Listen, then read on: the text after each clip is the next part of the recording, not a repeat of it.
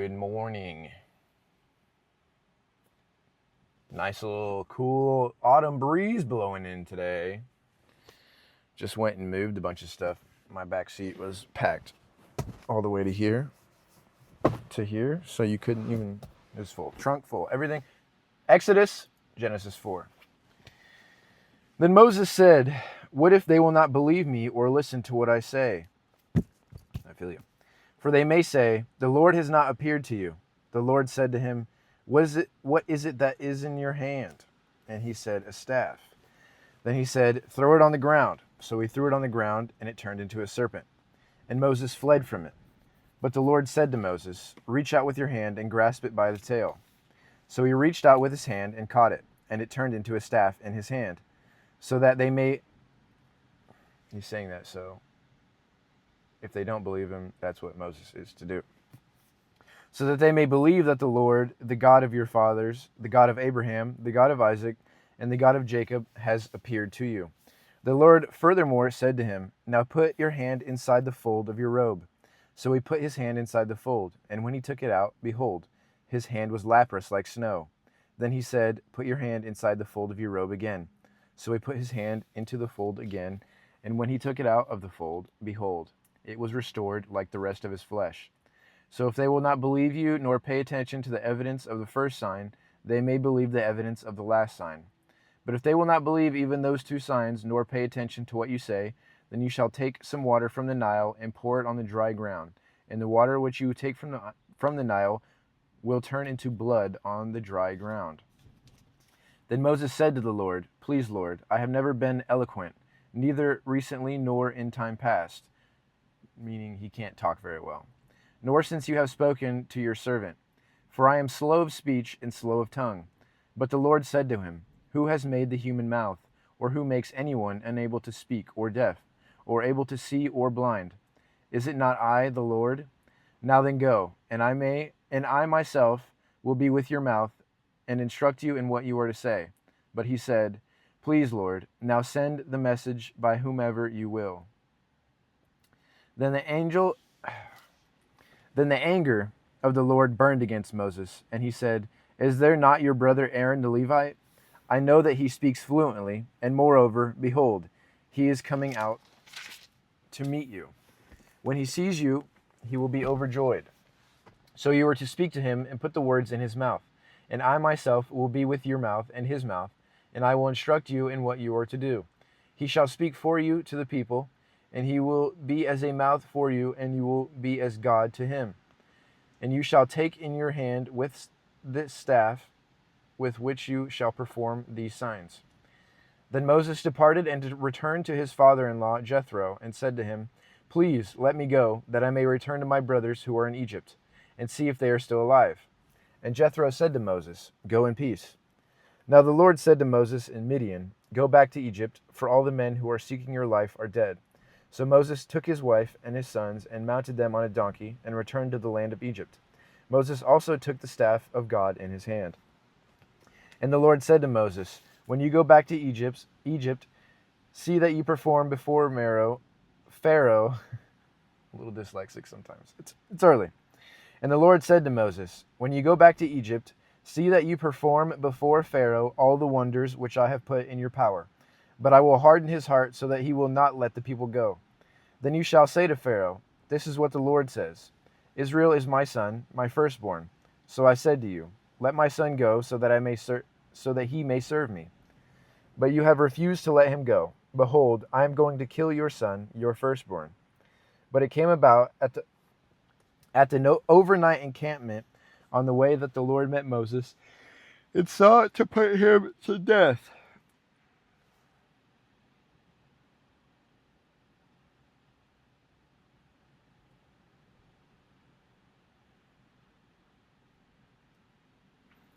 Just trying to think about why, if they're talking about God, why he's going after him. So Zipporah took a flint and cut off her son's foreskin and threw it at Moses' feet. And she said, "You are indeed a groom of blood to me." So he left him alone. At that time she said, "You are a groom of blood because of the circumcision."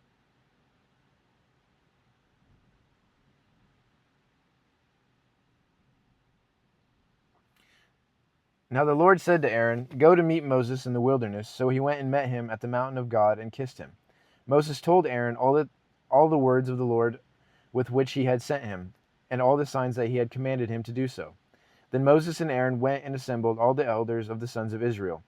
And Aaron spoke all the words which the Lord had spoken to Moses. He then performed the signs in the sight of the people, so the people believed. And when they heard that the Lord was concerned about the sons of Israel, and that he had seen their affliction, they bowed low and worshipped.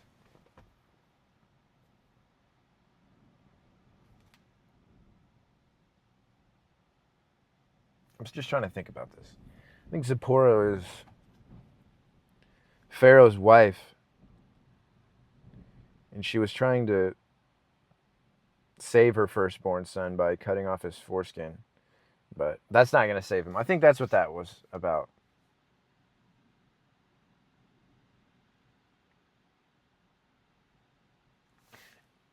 Exodus chapter 5. You should just stop. If you ever just pause the video, if you ever hear something that really you want to think about, just pause it. Because that's what this is for, to think.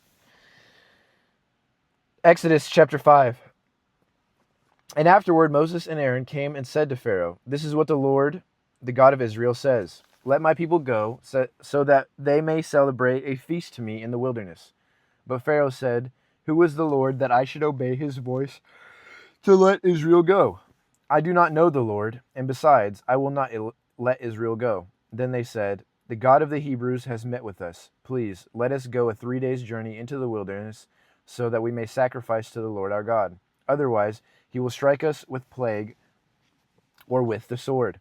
But the king of Egypt said to them, "Moses and Aaron, why do you let the people neglect their work? Go back to your labors." Again, Pharaoh said, "Look, the people of the land are now many, and you would have them cease from their labors." It's early, I'm tired. Okay, let me start this over. But the king of Egypt said to them, "Moses and Aaron, why do you let people neglect their work? Get back to your labors." And again Pharaoh said, "Look, the people of the land are now many, and you would have them cease from their labors." So the same day, that's just the way this stuff is just written. It's sometimes very confusing. You're seeing me struggle today firsthand, okay? Because you never know if he's going to ask a question or if he's going to make a statement. Look, the people of the land are now many, and you would have them cease from their labors. That's what he wants. That's what they want him to do. That's what Pharaoh is saying to them. This is what you want to do. He's not asking a question. He's telling them this is what you want to do. So the same day, Pharaoh commanded the taskmasters over the people and their foremen, saying, "You are no longer to give the people straw to make bricks as previously. Have them go and gather straw for themselves, but you shall impose on them the quota of bricks which they are making before. You are not to reduce any of it, because they are lazy. For that reason they cry out, 'Let us go and sacrifice to our God.'" That just makes me mad. Scum. "Let the labor be heavier on the men, and have them work at it so that they will pay no attention to false words." So the taskmasters of the people and their foremen went out and spoke to the people, saying, "This is what Pharaoh says. I am not going to give you any straw. You go, get the straw for yourselves wherever you can find it, but none of your labor will be reduced." So the people scattered through all the land of Egypt to gather stubble for straw. And the taskmasters pressed them, saying, "Complete your work quota, your daily amount, just as when you had straw." Moreover, the foremen of the sons of Israel, whom Pharaoh's taskmasters had set over them, were beaten and asked, "Why have you not completed your required task of making bricks either yesterday or today as before?" Then the foreman of the sons of Israel came and cried out to Pharaoh, saying, "Why do you deal this way with our servants?" With your servants. "There is no straw given to your servants, yet they keep saying to us, 'Make bricks.'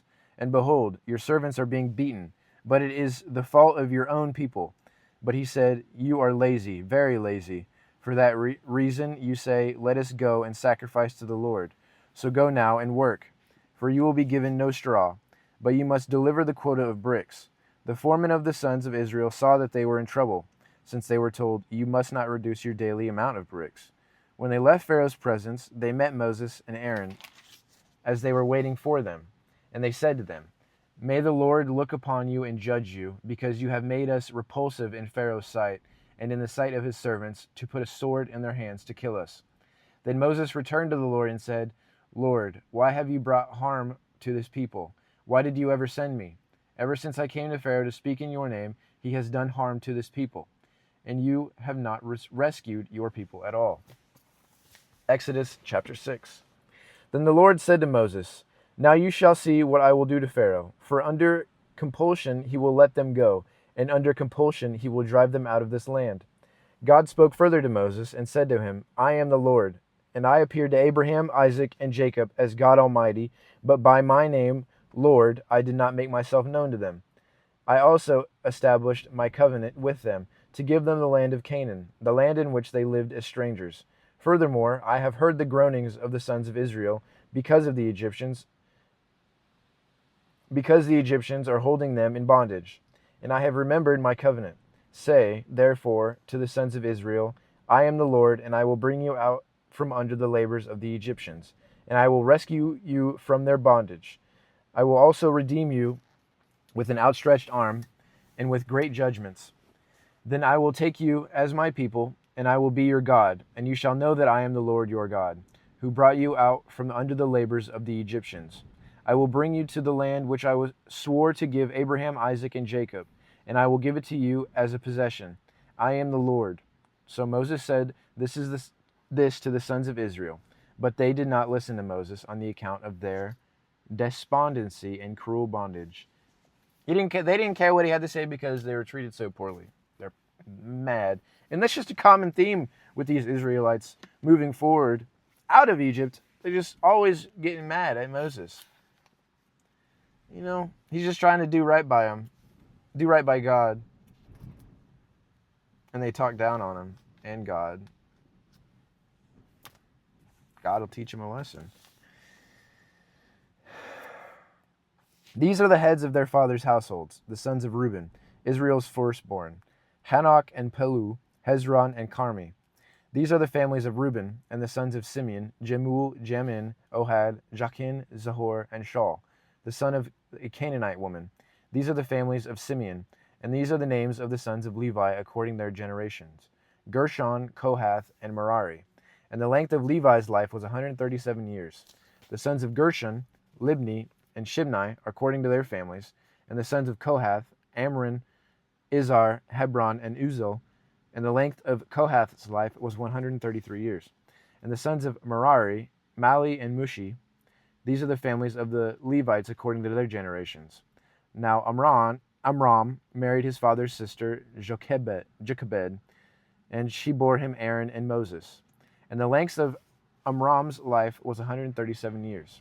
And the sons of Izhar, Korah, Nepheg, and Zikri, and the sons of Uzal, Mishel, Elzaphan, and Sithri. Aaron married Elisheba, the daughter of Aminadab, the sister of Nahshon, and she bore him Nadab and Abihu. Eleazar and Ithamar, and the sons of Korah, Asir, Elkanah, and Abiasaph. These are the families of the Korahites. Now Aaron's son Eleazar married one of the daughters of Putiel, and she bore him Phinehas. These are the heads of the fathers' households of the Levites according to their families. It was the same Aaron and Moses to whom the Lord said, "Bring out the sons of Israel from the land of Egypt according to their multitudes." They were the ones who spoke to Pharaoh, king of Egypt, about bringing out the sons of Israel from Egypt. It was the same Moses and Aaron. Now it came about on the day when the Lord spoke to Moses in the land of Egypt, that the Lord spoke to Moses, saying, "I am the Lord. Say to Pharaoh, king of Egypt, all that I say to you." But Moses said before the Lord, "Behold, I am unskilled in speech. How then will Pharaoh listen to me?" That was just a recap.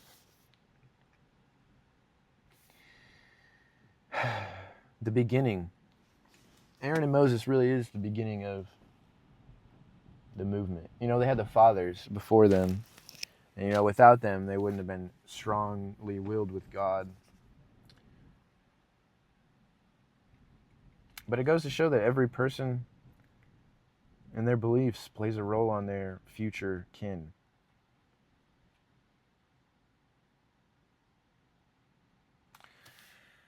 God bless you.